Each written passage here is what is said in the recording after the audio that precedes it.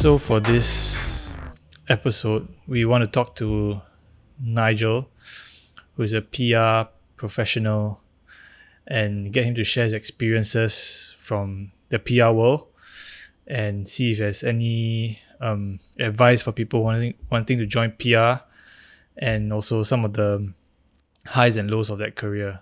So hello, Nigel. What's up? Okay, so I think we can just dive right in and ask, how did you start this career? I've always grown up wanting to work around two main things. Either in the NGO world, which is the non-governmental organization, anything to do with social services, or helping any sort of minority groups, those kind of things. Or the other thing that I was also looking at was to work in the sports world, because I'm very interested in football. And then so PR sort of came into my whole career, because it sort of allowed me to do both in a way, or to develop skills to actually work in both the sports or NGO world. Why I say that? Because it helps you to meet sort of people who have interesting stories, and you help them to tell these stories through mainstream media channels or through social media. So that's how I came into PR, and that's why I worked with my first agency in 2016. Because I knew that they were working with one or two sports organizations that I really liked in Singapore. Okay, so did you actively kind of seek out that company? No, not actually, because I had some friends who knew that I wanted to work in sports or in the social services. So I think there was this company was actually one of my seniors in poly actually worked with this company before, and this company was actually focused a lot on sports events, and their niche was sort of publicizing all these sports events, and telling stories of participants to draw more participant eyeballs and to gather more interest. So they actually worked with OCBC Cycle and tennis events and basketball events like NBA 3x, And at the time, they were actually working with Football Association of Singapore. So I actually interned with Football Association of Singapore maybe in 2015 or 2014. So it was a nice thing. I was like, this is something cool, and I want to work in sports. So and this is a sports PR agency, so why not join them? Okay, and I guess from there, what are some of the experiences that you've had, and maybe both good and bad, and how have they impacted you in this career? I've only been let me just say that I'm still very much a fledgling in this industry. I've only been around doing PR for about 3 years and 10 months, I think. Less than 4 years. So there were two incidents that really stood out. The first one was when I was, I think, in my first year. We were doing a campaign for national service. So we were recognizing 50 years since the inception of national service. And in order to do that, we had to speak to different generations of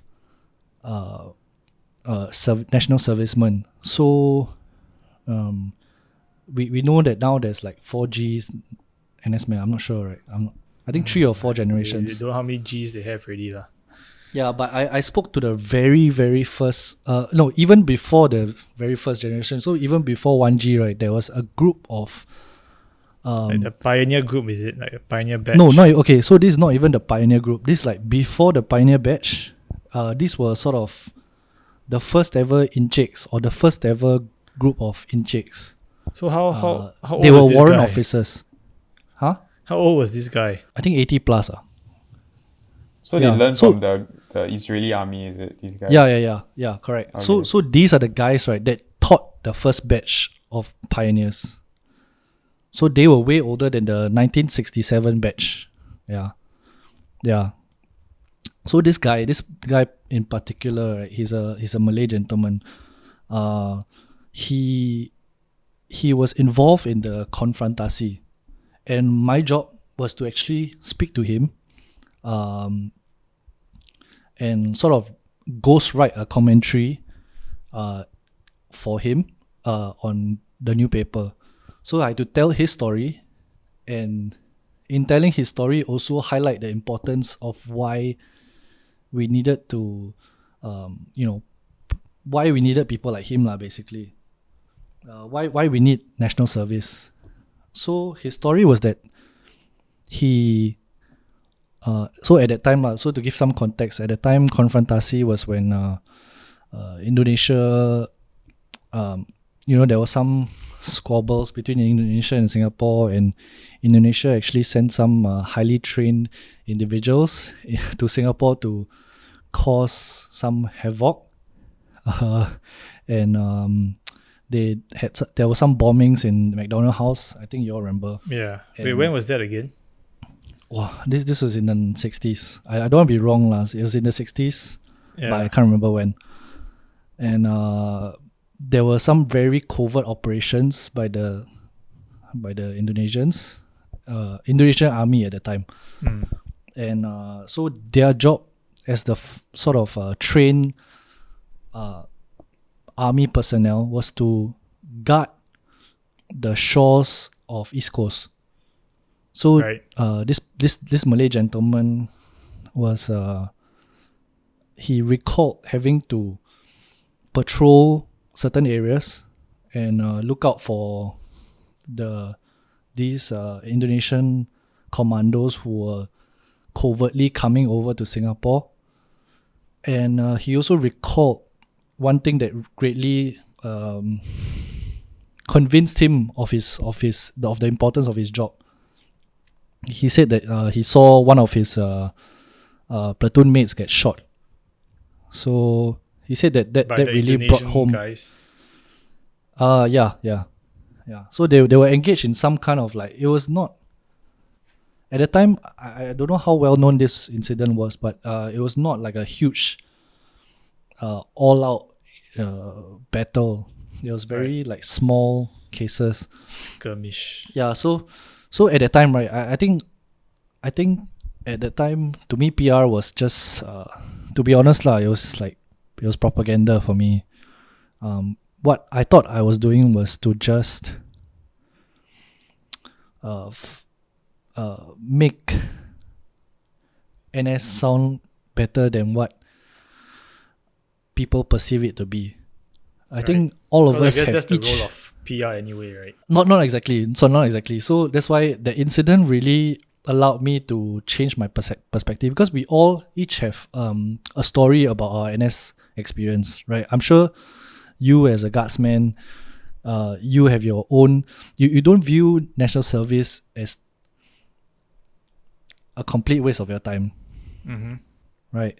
And Vin, you were military police, I'm sure you also have your own experiences. But for me, because I was a driver, I really thought that I was wasting my time, and of course it's no fault of anyone. I was not motivated to do anything more. So yeah, so to me in the national service at the time was it's just I just have to serve it, lor. And then when I worked in having to do national service, I thought it was not. I thought I was I didn't have to dress it up, because people already formed their own perception of national service. But when I heard the guy's story, right, it really hit home, because he said that, if I don't do this right, then who will? And at the time, it was so impactful because like he was really there was no idea of national service as a mandatory thing. He volunteered to do it, and then I asked him why he wanted to do it. He said, if not me, right, then who will? Yeah, so that really like served as a like a driver lah, that I have to do this because it's not propaganda. It's finding stories that people have not heard of and putting it out there. So I got the chance to do that. Then I also got the chance to get him featured on Malay, on Surya, one of the programs lah. So he got to tell his story, in different platforms, and that was the role. That was my role. Help to find the right target audience, and also help to frame this story so that the target audience can understand the importance of his service. So that was the first incident that really changed my perspective. Then another thing was I was working on another project.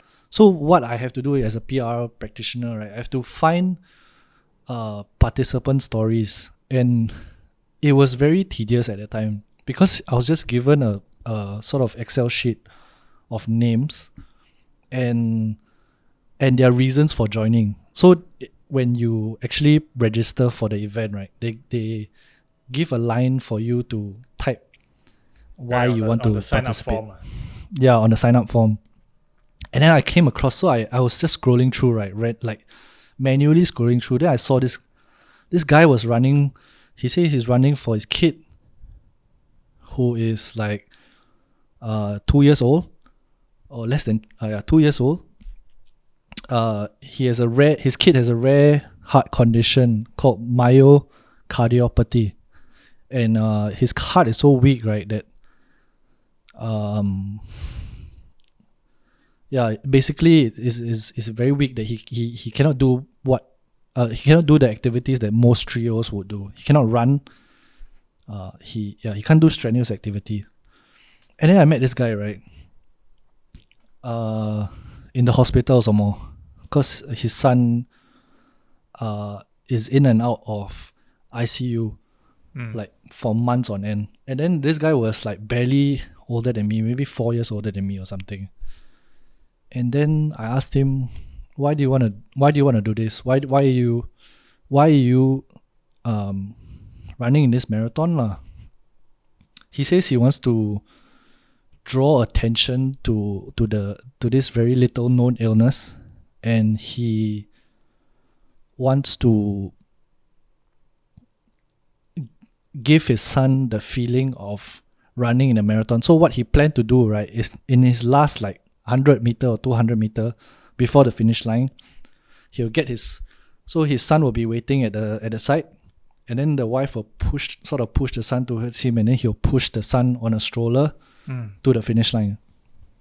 Right. Then I was like, what the fuck, like, oh my god. First of all, your son is, let's be honest, like, it's a very the condition is so severe that any sort of triggering incident could immediately bring him back to ICU. And I don't know, and that was his first. So he has 2 kids. He has a younger son, who's thankfully perfectly healthy. So this was his firstborn, and I cannot imagine, right, a person who is barely older than me, in his 30s, having to go through that kind of pain lah for 3 years. And yeah, I finally got it lah. Like, it was like, that kind of sacrifice I've rarely seen it. Yeah. So that one was like very impactful lah for me. So like you said at the start, like you wanted to do something that related to like NGOs and social work and everything. Do you think this kind of experiences has helped fulfilled that that want? So it allowed me to. Okay, first of all, I think it allowed me to understand how to not only draw these stories out by talking to them, but also because I had to work with media, with journalists, to sort of be sort of the intermediary between the interviewee and the interviewer, the journalist. So it allowed me to be very careful with my words in how I present these, in how I want their stories to be presented. It's very important because you don't want the journalist to get the wrong idea, or not wrong idea, but you don't want the journalist to get an idea of the narrative that is divergent from the actual narrative. So sometimes journalists will take their liberties to suit their own like narrative, their own publications like agenda. And it's not a wrong thing to do lah. Sometimes you have to draw out the pull factor a bit more. So sometimes you would tend to blow it up a bit bigger than it is. Sensationalize it, I guess. So it was very important to also balance sensitivities, and also to draw the key messages properly. So I would say that it's helped me to find the narrative and to tell it more strongly. I think that's where that's where I've most improved on. Yeah, it sounds like you were like the gatekeeper of these people's stories in a way. And do you think that was a bit of your role also? So it was very important, especially with the second incident, right? It was so important to be understanding of the family, and because we had to film in the hospital itself.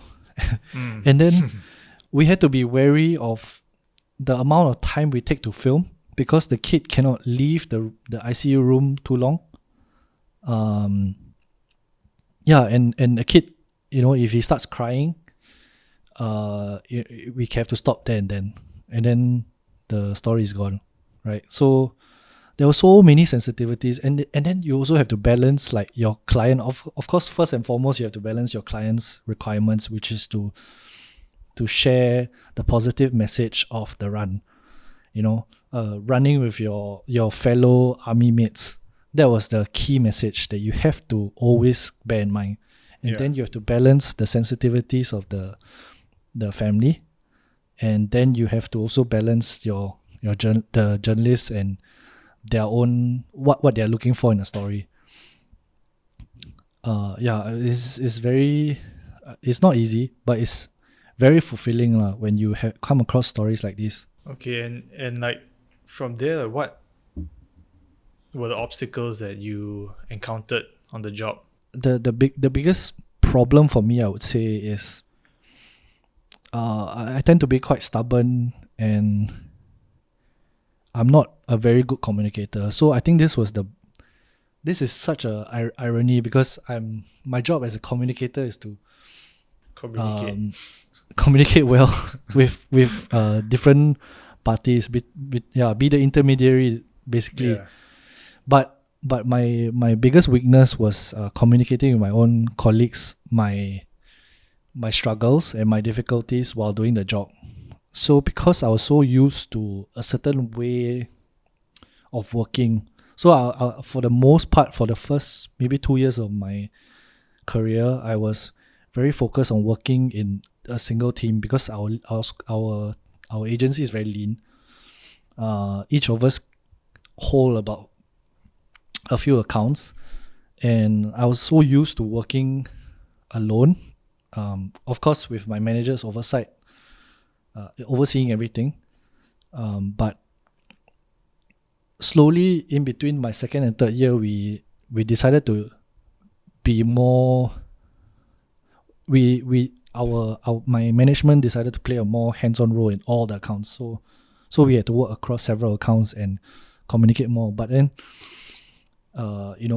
my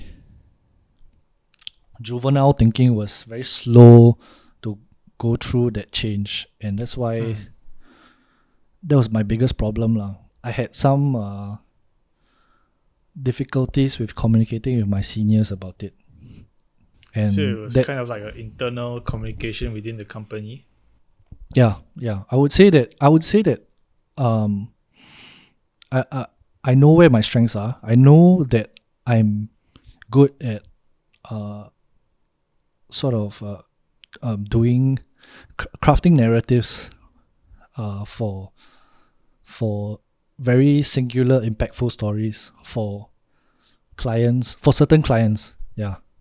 But my biggest and perhaps the most important trait that I was missing, right, was internal communications, which I know I'm still learning lah. So yeah, it's still quite difficult for me, because I would say I'm an introvert myself, so it's very difficult for me to, if I don't trust you, it's very difficult for me to communicate with you. I have to learn how to do that. I know that once I lose my trust in you, I still have to learn how to communicate with you in order to meet my objective. But this was the biggest sort of obstacle for me. Was there a key moment in the past 4 years that you like really questioned your ability? Like you thought you could do something, but then maybe you have some doubts after a certain incident?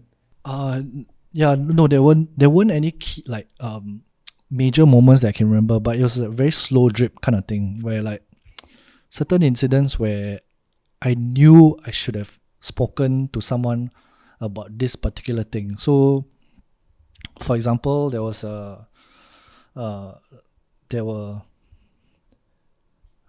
some issues that I needed the help of my manager, but because our relationship by that time had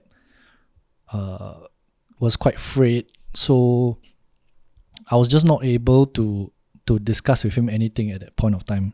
And then I wanted to do it on my own, and I kept going to it, and then I kept pushing through. Then I realized, like at that point I needed the help already, but by then it was too late. And then somehow the objective sort of not failed, but they needed to step in. The management needed to step in to help me. And then they asked me like, why didn't you bring it up first? Then I said, because like, to be honest, my relationship with so and so is not going great, and I just find it very difficult but I'm trying to work on it. So what happened was I had to speak to the manager and to sort of hash out all these like inner resentment or whatever. Yeah, so I'm still working on that lah, I think I would say.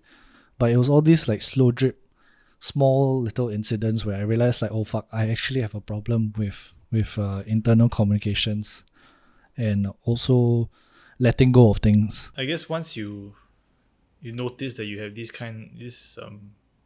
problems or these weaknesses, do you do anything to try and improve on that? So I realized, I think I pinpointed the one issue that I have with myself is I'm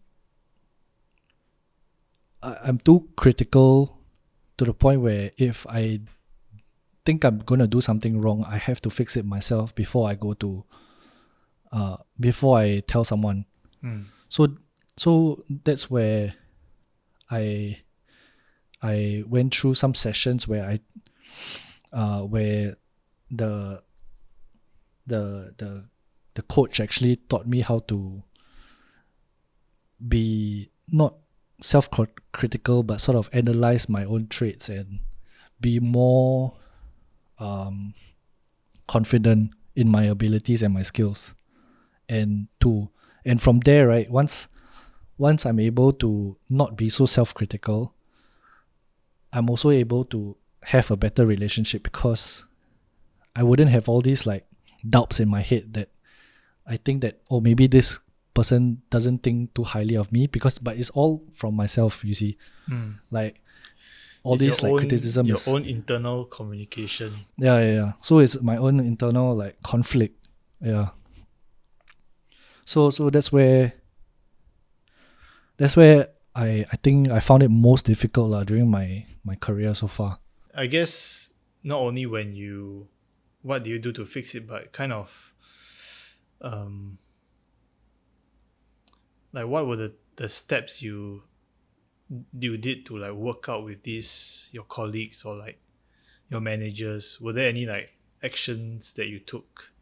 Yeah, so first of all, I wrote down a list of things that I know it sounds very ridiculous to do, but then I first had to write down things that I liked about myself, or I thought that I did well, traits that I think I've developed, and maybe things that I think I can improve on. Then that allowed me to reassess like, oh, this is where my weaknesses are. And then from there, the next step was to speak to the people that my relationship wasn't very good at, and try to understand their concerns and their frustrations with me, or rather communicating with me. So from there, we understand both each other. We found where the little incidents were that sort of led to this like big issue, but we realized like it's very small, like minor incidences which if we nipped it in the bud there then it would have been better. So in that case, like, do you think if you could kind of start over, would there be anything that you have done differently at the start? Yeah, I think I would have reset my expectations of what I thought PR was. You can't exist in a vacuum lah. What do you mean by that? So you can't work. So PR is all about speaking to people and building relations as much as it is about creating or rather crafting content or crafting narratives for people and for brands. It's about building the relationship with different parties. So first of all, you have to build a relationship with your client. You have to build a relationship with your direct superior. You have to build a relationship with the journalist, and you have to build a relationship with the audience that you want to. So all these are all interpersonal relationships that help you do your job. Mm-hmm. And my problem was some of the relationships weren't so good. My problem was the internal part wasn't so good. And because these are not good, right, sometimes it can overflow into the other relationships. Mm.